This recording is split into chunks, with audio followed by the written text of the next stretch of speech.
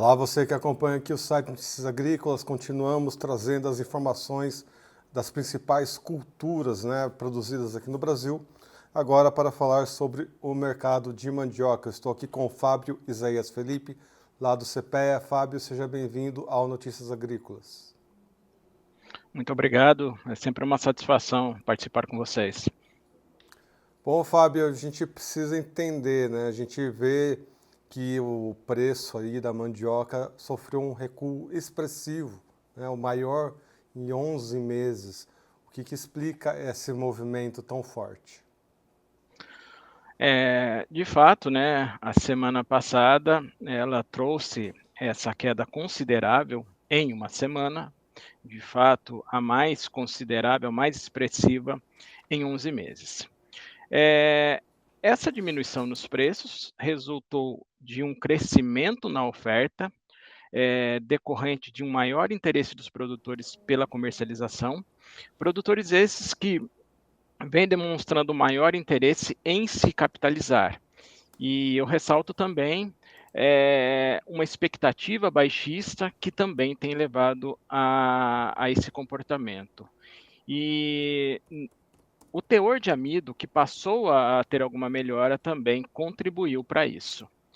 Do outro lado, nós temos um cenário de demanda pela matéria-prima ainda desaquecido, uma vez que uma parte da indústria de fécula, principalmente, ainda estava em recesso ou trabalhando com parte da capacidade.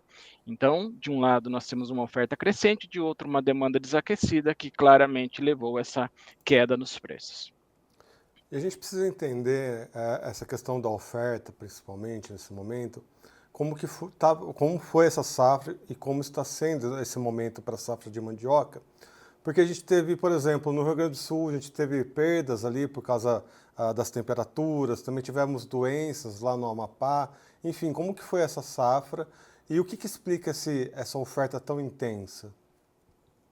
Muito bem.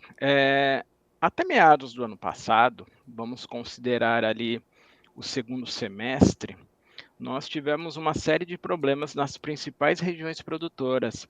Se tomarmos, por exemplo, Paraná, teve períodos ali de estiagem, períodos de baixa produtividade e até baixo teor de amido. E naquele momento, os produtores acabaram postergando a comercialização. Então, o produtor entendeu que janeiro agora é o momento de comercializar.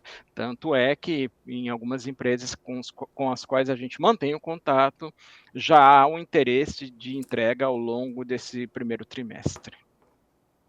E já na parte da indústria, Porque que nesse momento eles também é questão de abastecimento, eles estão abastecidos, a indústria está abastecida e isso acaba pesando nessa balança? Bom, a gente entende que, né, o ano passado foi de recorde de morragem em grande parte das fecularias. E isso acabou exigindo bastante da parte técnica mesmo, desgaste de equipamentos, e acabou exigindo um período de manutenção mais estendido. Então, como se produziu bastante no ano passado, as fecularias, principalmente, agora estão em um período estavam, né, num período de recesso mais longo, até por conta dessa manutenção. Mas vale destacar, né, os estoques de fécula não estão elevados e daqui para frente pode haver uma necessidade maior da indústria fazer a reposição desses estoques. Exatamente, uma próxima pergunta vai ser exatamente sobre isso, olhando para frente, quais que vão ser as principais tendências e informações que podem movimentar o mercado? Bom, o ponto é, né, que o mercado de fécula, ele depende também de uma série de outros fatores, principalmente do ponto de vista econômico, macroeconômico. E eu estou citando que eh, produção industrial, por exemplo, afeta bastante, crescimento de PIB afeta bastante. Claro, né, se esses indicadores forem bem, acabam tendo algum efeito positivo sobre o mercado de fécula.